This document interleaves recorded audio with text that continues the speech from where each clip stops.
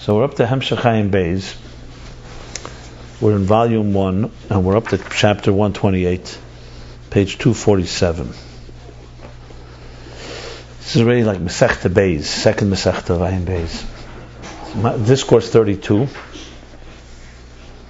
Shavuos. So it's already like the second half of Ayin Gimel. But I wanted to, before we continue, he was summing up in the last chapter really the bulk of the discussion in all the chapters, earlier chapters. I just wanted to say something because I had a little epiphany over Shabbos. I was learning it again, trying to get the clarity. So he's basically discussing, he says it several times, that there's essentially two flows of energy from the divine. For existence to be, there's two flows. One is, he calls Eir HaGvul, Mamala, Pnimi, Hamshacha, he calls it Hamshacha B'chinas Mida, Gvul Mida. So think of that as the artist with a Kav Hamida, a instrument shaping the details, because God wants us a detailed, structured existence, and that needs to be shaped. Then there's another parallel track called the express track, and that is a Eir HaBligvul.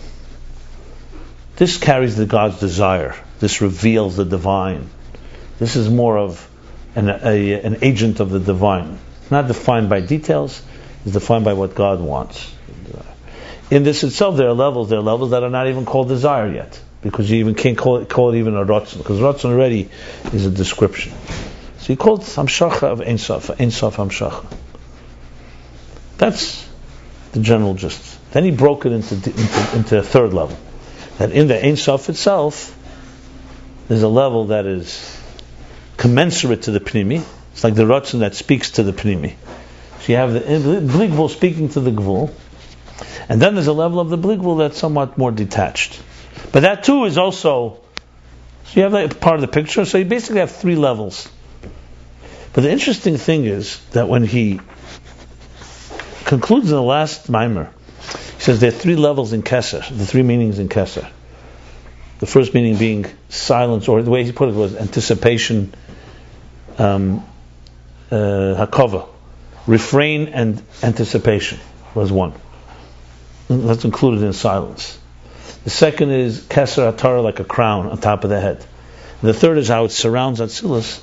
So he spoke in Makif itself, in the Bligvul itself, in the desire. You have the one that's closest to Gvul, that's when it surrounds. That's like the 620 pillars. Then you have the Keser Atara, is like the crown on top of the head. That's more already you can't call it it's like unconscious. It's like, right. It's something that fits into structure. It doesn't fit into structure, but it's also not beyond completely. And then you have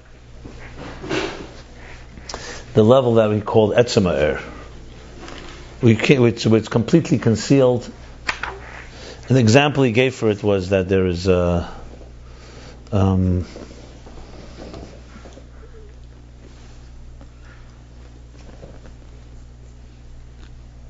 like in the Nefesh you have the Koiches Gluyim, the faculties.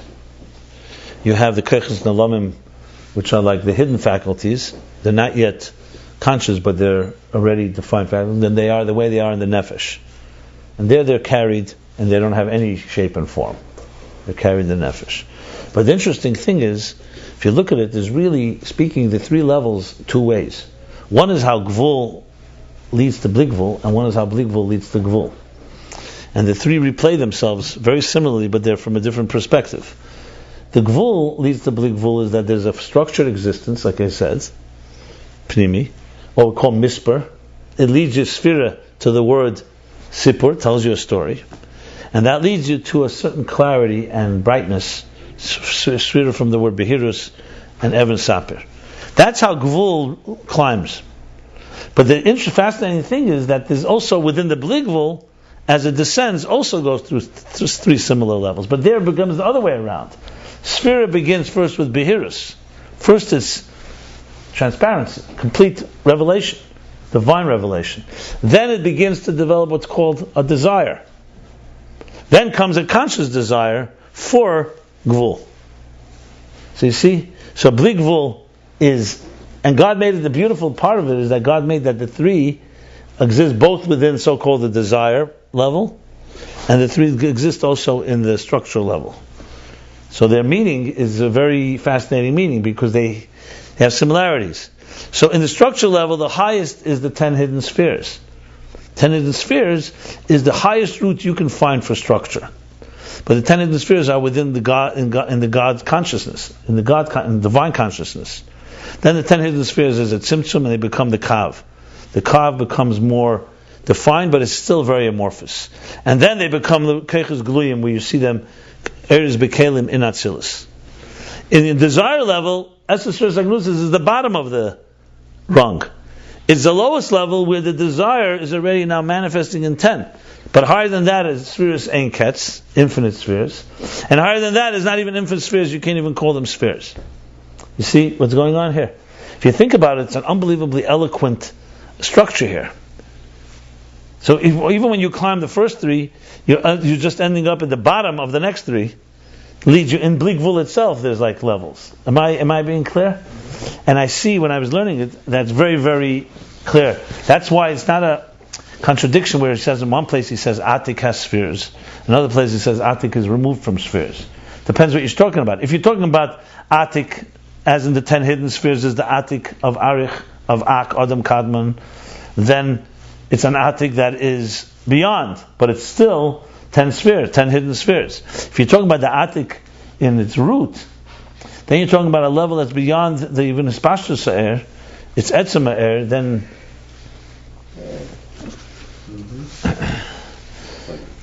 so basically what we have here is like 6 steps, if not more, but 6 steps at least in how, that's the beep? No. 6 steps in how one actually creates full integration. So the Bli Gvul sees Gvul, and the Gvul sees Bli Gvul. I mean, this to me, talk about physics, if there were some master physicists, and even psychologists, this could become a model. Because they don't go that far. They talk a little about how beyond, here you have like really 3 steps in Bli Gvul, how it gets closer to Gvul, and how Gvul gets closer to Bli Gvul. And they're very tangible. Tangible. As in, you could talk about them. That was one key thing I wanted to just add to the equation that had just began to emerge as I'm reading again and again the discussion here. And it's fascinating because he begins with spheres. First he starts with number, story, and gets to behiras, but there he's talking about containers revealing energy, and energy revealing higher energy, even to Bli Gvul. And then suddenly he says, but the real behiras is in Bli Gvul. And then he works his way down and says, in that there's 3 levels in Keser. There's the Bli Gvul, the real Bli Gvul that's just pure energy, field of energy. Then there's a Bli Gvul who's beginning to have a desire, and then there's a desire that becomes the source for actually the Gvul. So, in other words, he finds them in the artist. In the artist Bli Gvul, he's finding already the roots of Gvul, so to speak. But remember, at the end of the day, it's about understanding that Gvul, that we understand Gvul as in parameters. It's this and not that. From a divine perspective, it's simply God's desire that it should have structure. So in other words, it's really a Bli Gvul just choosing to manifest in Gvul, as opposed to just a Gvul trying to find some relief. But what's the epiphany that you had yesterday? Because always this ladder, we could always go up and down. So what do you? The epiphany I had was epiphany. It's when you read it closely, he's speaking about the same 3 levels in Bli Gvul and in Gvul. That's the beauty of it. Yeah. So in other words, I'll tell you what. I'll talk in psychological terms. We talked about darkness before. Let me say the following: what's the extent of empathy that a person can have to another person? So you can make an argument that it's quite limited. Can I really get you? I can get part of you. I can get a part of you that I identify with, that I went through myself. You know? If I never experienced something you experienced, it's probably going to be harder for me to identify with. Now we know what it is with Bittul. You can go out of yourself and look at somebody and just hear what they have to say, even if you never were there. You know? But even the Mittler Rebbe, you know the story, that he had to find it within himself to be able to give advice. One of the most powerful stories I've ever heard. You talk about therapy.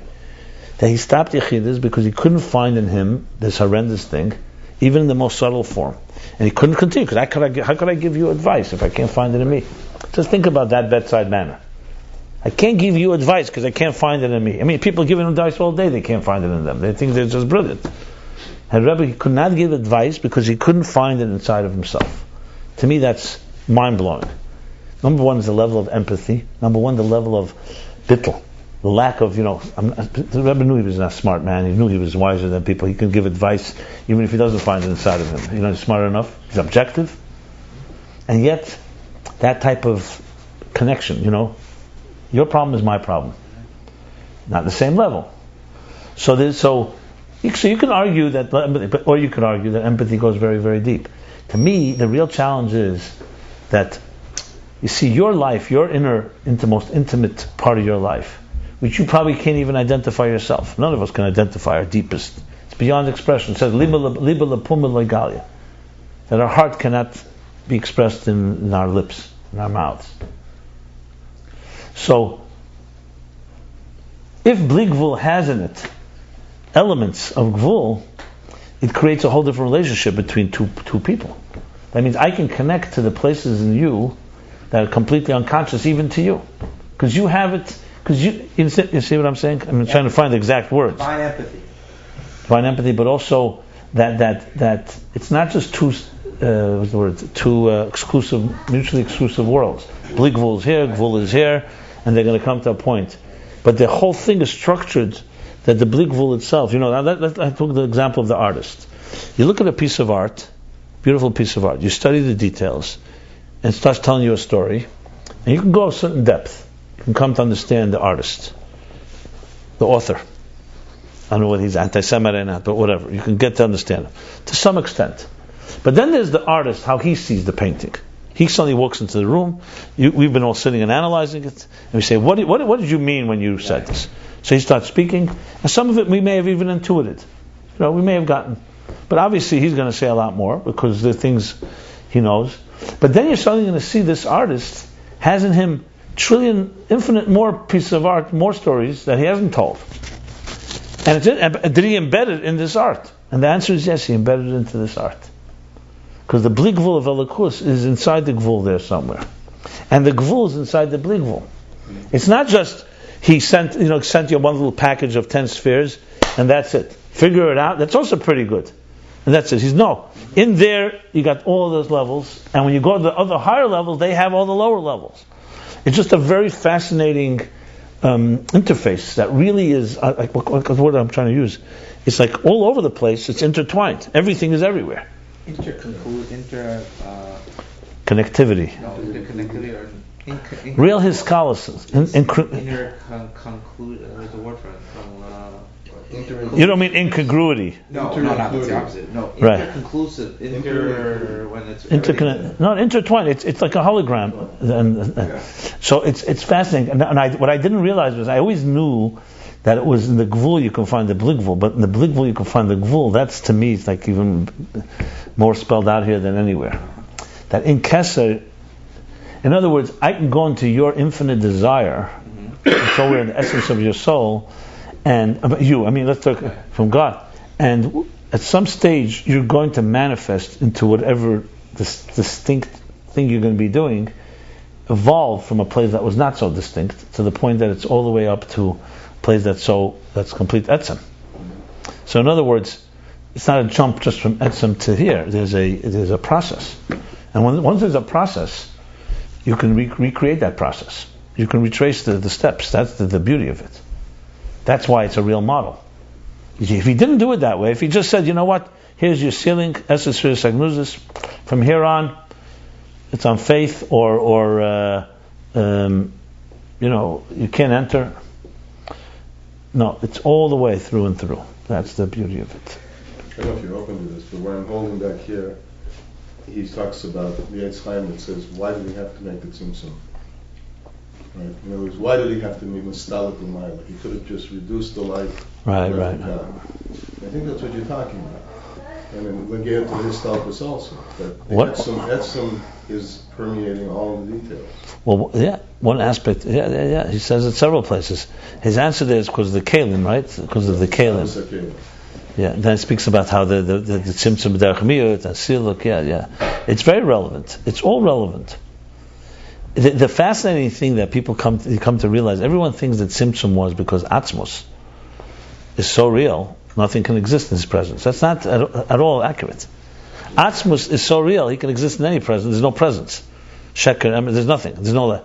The interesting thing is that tzimtzum is the greatest testimony for achdus between us and the infinite light, because the infinite light contradicts us. That means we already have a relationship. Right. See, with atzmos, there's no relationship. There's no contradictions. The fact is that Ayin Sof, that if it was here, we wouldn't be able to exist, is the best sign that we can have a relationship with it, because we already have a relationship by the fact that we can't coexist initially. Then as you broaden the channels, you could coexist. See what I'm saying? No, I didn't get that. It's like a paradox. I didn't get that. It's clear, logically. If you and I were completely shalei barach to one another, we could be in the same room and there's no problem. The mere fact that you need a tzimtzum in Ayin Sof tells you Ayin Sof has a relationship with existence, but only by concealing it. So we're going to learn this soon, that Ayin Habligvul, the mere fact is because of existence too. Mm-hmm. Even though it's not a necessary force to create existence, it's there for the purpose of existence. So existence should be able to get beyond itself. Because the real challenge is this: can you connect to the infinite without compromising your parameters? That's the big dilemma here. Because either or, it's infinite or finite, and the answer is you have both. The real reason is because there's a level that's beyond both. But even in existence, it makes sense. You know why? Because, as I just said, if the finite has within it infinite elements, and the infinite has within it finite elements, then you could do it. But you need to have conditions to make it happen. Mm-hmm. Now, Bittul is the key, because as long as you are trapped in your self-perception, that's maybe why Hashem says to Moshe, you can't see me and live. As long as you want, as long as I am there. So the interesting thing is, real integration happens when you stop saying I want it. Then it happens, and you still remain intact.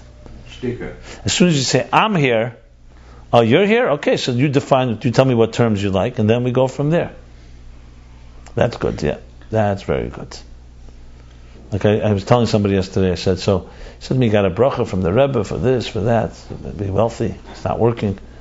So I said, he was by Yechidus. I said to him, so what happened? So he said to me, I told the Rebbe what I wanted. And the Rebbe said to me, do you want a bracha or you want an eitzah? So then the Rebbe said, when you get a bracha and an eitzah, the bracha is better. You know, the bracha is more solid. If you get a bracha without an eitzah, it's a bracha on your terms, basically. Anyway, that's more or less. So I said to him, so in other words, you didn't come into the Rebbe and say, listen, Rebbe, you're emes lamite, and just tell me what to do and I'll do it. I'm bucket to you completely. You came to the Rebbe and said, I want to be wealthy. And once I have wealth, I'm going to give you a lot of money to tzedakah, to you, etc. Right? So you came with that tzir, you wanted the Rebbe to fit into your tzir. So I said, so you believe in the Rebbe's bracha, right? Yeah. So I said, but you don't believe in being mavat your tzir to him? In other words, you want his bracha on your terms, isn't that a little... So I said, I have no problem. I understand people have ulterior motives and so on, but you understand you're limiting the flow. So the Rebbe was saying was that you can get all of me if you just stop asking for what you think you need. Maybe what you really need is not what you think you need. You know. Now, of course, it's a higher level of bittul, but it makes sense. Some people want, like. So you believe in the bracha, and I know this the Rebbe didn't tell him, but I know the Rebbe told other people. Like he said, why are you waiting till you become wealthy and give tzedakah? Business is built on risk, and return is based on the higher the risk. And I can guarantee it's not a risk. But you know, why don't you make God your partner and start giving the tzedakah, and therefore God will have to give you the money that it is. But Rebbe was basically saying, if you really believe in the bracha, so why you have to wait only after you get the money, then you start believing in the bracha. You know, you get the money, then I'll give the tzedakah. You give the tzedakah, and then you'll get the money. Anyway, it's just different levels of bittul, I guess. The beauty is like this, that you can have gvul and bli gvul together, but you cannot take yourself too seriously. or you're in trouble. How's that for a lesson in life? So, we learn inside, I don't know, we keep on Kuf Chav Ches. Okay, we'll learn a few lines, why not? Or more than a few lines. What time do we have? We have plenty of time. Huh? It's early. You guys have to. Okay, we'll learn something. Okay. One. After 1:30. That makes me laugh. So What's that? No, meaning he can learn until 1:30 because he wants to go to the live. Who's okay. thank God there's Levi, as you're saying, or else he'd be here all day. Just saying it's strength, God forbid. You remind me of someone. Someone was going on, and it was Shabbos, and someone said, "Shabbos it's late. Shabbos is about to end." He says, "It's too early for next Shabbos yet." In other words, so now he just finished discussing. The three levels that I just mentioned in the nefesh. So the keiches klolim be'etzem nefesh. They're exactly like the nefesh. They're pshitas. They're shapeless. Then there's how they become revealed, but they're still concealed from the revealed faculties. And then there's how they're revealed. And Hamshach Beis, the second track, is Ein Sof. He says this does not have a purpose in existence. It's only to reveal the divine. So he says, we have to understand this.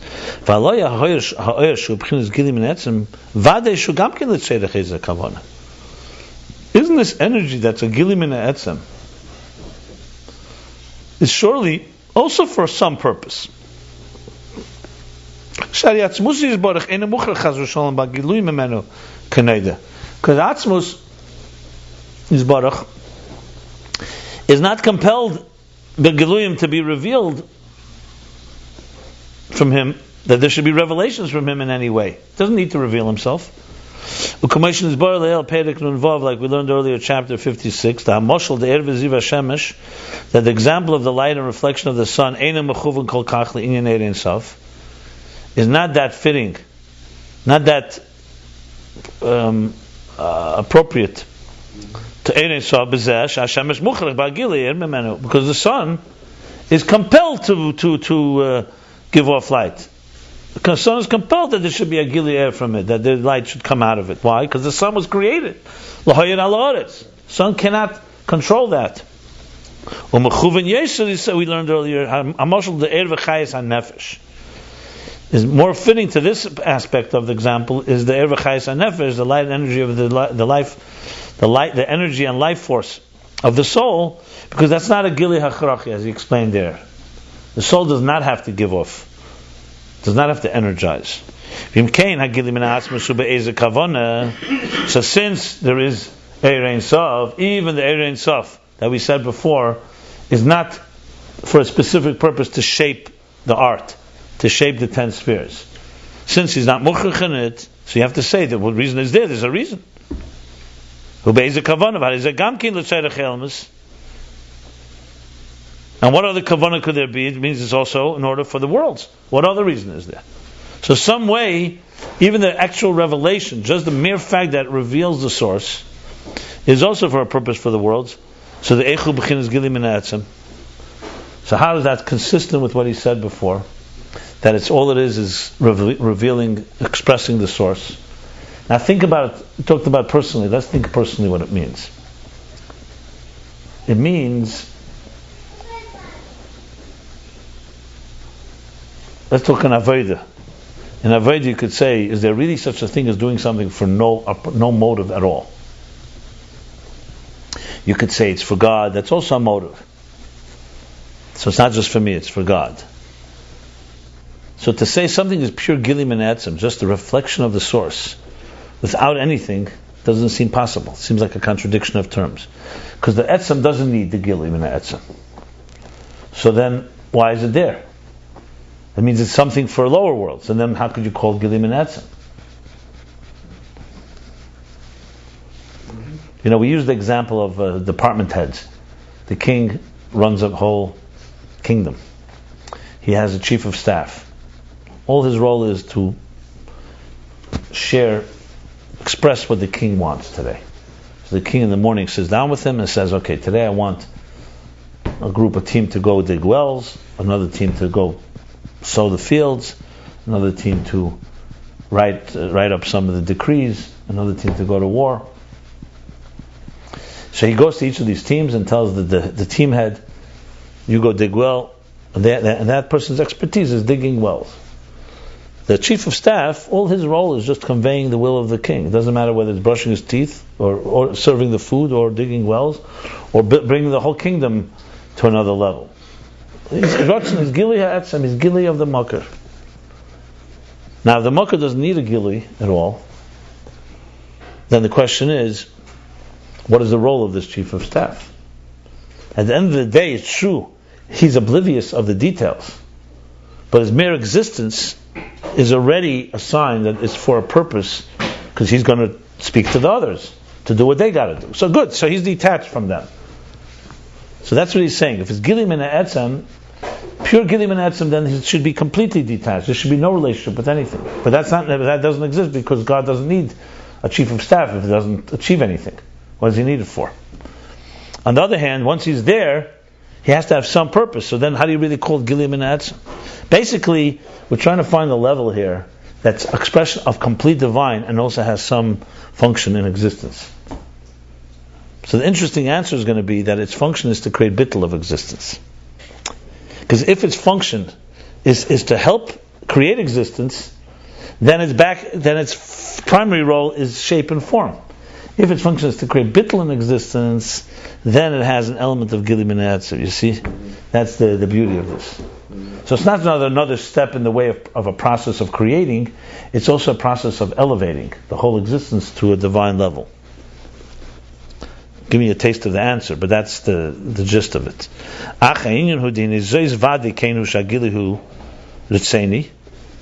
So the answer is, however, this is for sure that the revelation is a willing one, it's willed. And it's for some purpose. However,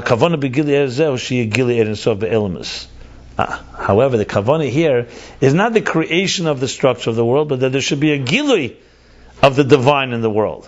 In other words, why doesn't the king go and straight to the heads of each department? Because if that happens, they may lose connection to the king. The chief of staff is the so-called controller of quality control that keeps them all in check. You follow? So Erein Sof, its inyan is Gili Elkos Be'em B'chinas HaBittul, and they should have within them Bittul. Because through this, the intention, the purpose is fulfilled, that there should be that God desired there should be a Dira B'Tachteinim. You follow what he's saying here? In other words, its purpose is the opposite of the purpose of Eir HaGvul. Eir HaGvul's purpose is to give substance and credence to existence. And this its purpose is to elevate existence that should be revealing the God within it. If there was no Eir and Sefer Blikvul, we would have an existence, but it would not recognize in the full sense of the word what God, real godliness. It would recognize it in a limited way. Love conceals it. But it would recognize it in a limited way, and this allows it to recognize it in a full sense of the word. Yeah. So it's a gift. The God is saying through Gilei Etzem, I'm showing you what I'm like. I'm not just showing you what I created. I'm not just showing you what I'm like within your structure. I'm showing you what I'm like on my own. Isn't that beautiful? It's a real relationship. Real relationship.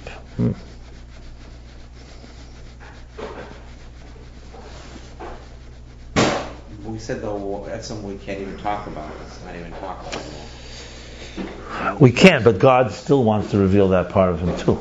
We can't. We talk about it through the Gilim and the Etzem. Correct. But ultimately, to get to His inner personality, His inner essence.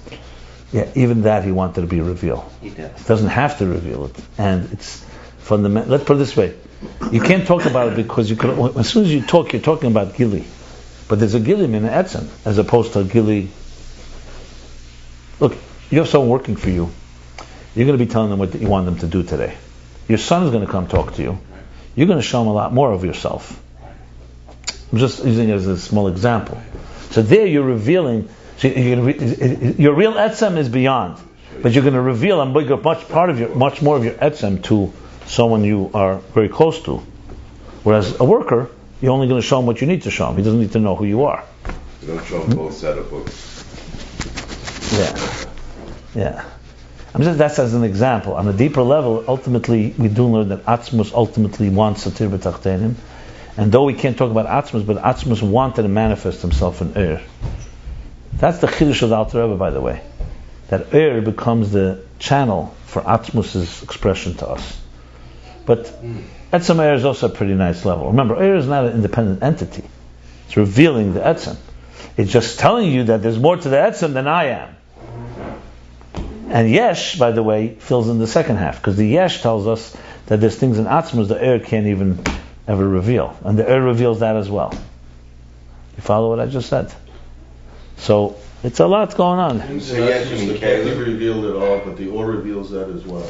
Because of its bittul, because it's so bottle.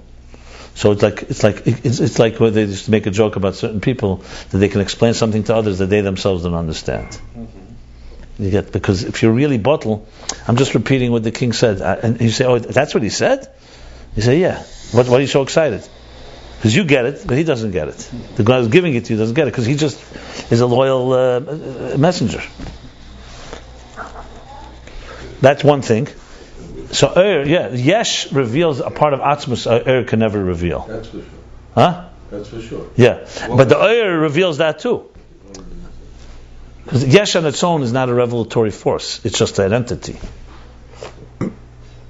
We can learn much about Atzmus from existence. But it doesn't begin. You don't start, I'm going to learn about Atzmus. First learn step by step. As you go up the ladder, you're going to get more and more. It's all about climbing. You know? So, getting back here to energy and matter. Yeah.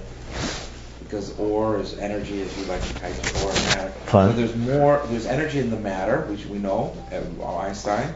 In the energy, there's also matter within the energy. Yes, absolutely. And there's a third level that is beyond energy and matter at all. Yeah. And we have the ability to unify with that. Yes, you can. And matter has something that energy doesn't have. The mere fact, we call it reversible energy and matter, but we would not say that matter is just is an illusion and it's just energy in the form of matter. We'd say the fact that it has the ability to manifest as a yesh, that denies that it has energy, comes from a source that's higher than energy. Higher than energy. That's the chiddush of the Alter Rebbe the last days before. That's a Geras HaKodesh. That's one of the big chiddushim of Geras HaKodesh Simchav. Yes. Unbelievable chiddush, by the way, because nobody ever looked at it. Everyone saw yesh as being a negative. Denial. Like you're selfish. You're arrogant. So you think you're narcissist. Right. Yesh is narcissism. Right. The Alter Rebbe said the mere fact that you can feel that you don't have a creator, that nothing made you, comes from a place of atzmus that nothing created it. That's what he says. It's pretty wild. I'm telling you, it's pretty wild, and nobody ever would even. You need to have it turns everything upside down. So in that sense, 1 second, E does not equal matter. Yeah, there's something higher than Einstein. Matter it's that true. Doesn't have, correct. Not an energy. It's beyond Einstein. Something spooky. Here, now, hey, we got it. Alter Rebbe beyond Einstein. Alter Rebbe beyond Einstein. But no, Einstein said there's something spooky with quantum. That's what he's talking about. I wonder where these nodes go. That's what I'm keep wondering. I hope it doesn't go into the incinerator. No, Alter Rebbe is beyond Einstein. Yes. We should learn that beyond Einstein. We should learn it together. Beyond Alter Rebbe. It's very hard. It's a complicated one. But you can learn it. Yeah. It's extremely, and he keeps quoting it. It's quoted again and again and again. Yeah, the spooky. The interesting thing, the Alter Rebbe is, but it's beyond quantum also. as the years rolled on with Alter Rebbe, he went more and more to the shitta that Eir has gvul and Kelim are gvul. As the Alter Rebbe developed Chassidus Chabad, I'm developing this theory recently myself.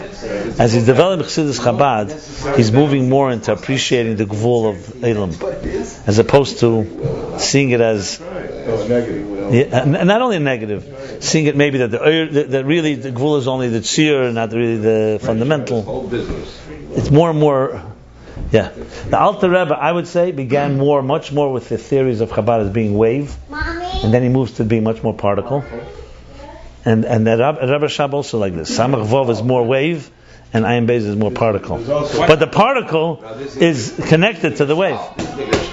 There's also something back clear where Wave particle. blew my mind about this, the mila of the particle. And he says that on the one hand, auras want to cling to their source. They don't really want to come out. But he says, so why do that? Because ultimately they know that their source is higher than their source. Yeah, beautiful, yeah. They want to be they really do want to be mislavish in Kalim, but it's because the Kalim are rooted even higher. The Eir senses in the Keli something the Keli doesn't sense itself. Yeah. That they're rooted. Yes. It's not the first place it says it, but... No, that's fine. When you see it for the first time. It's straight from the Alter Rebbe, by the way. That's the Alter Rebbe. The Alter Rebbe's mind was beyond. He used a mind that was, and with the beauty of it is all Torah. He didn't bring any chutz. It's not like he's going to reconcile it with science. From the Alter Rebbe, it's a pure Torah approach. I think the Alter Rebbe has not been revealed yet to the world. No. That's for sure. What? That's for sure. Alter Rebbe has not been revealed to the world yet. Tomorrow night? I'm on if you're on. Yeah, I think so. Yeah. I think we'll stop here. I'm going to go one more line. So the bottom line is it's a Gilui Ritzeni, the B'li, and it does have a purpose. The purpose is that there should be a revelation of the divine in existence, and through this there should be Bittul Eilamis, and that's why the Gilui is Gilui Min Ha'etzem, Shukamay Ha'etzem. Because if the Gilui was commensurate to the worlds and tailored, then it wouldn't be creating a Gilui or a Bittul.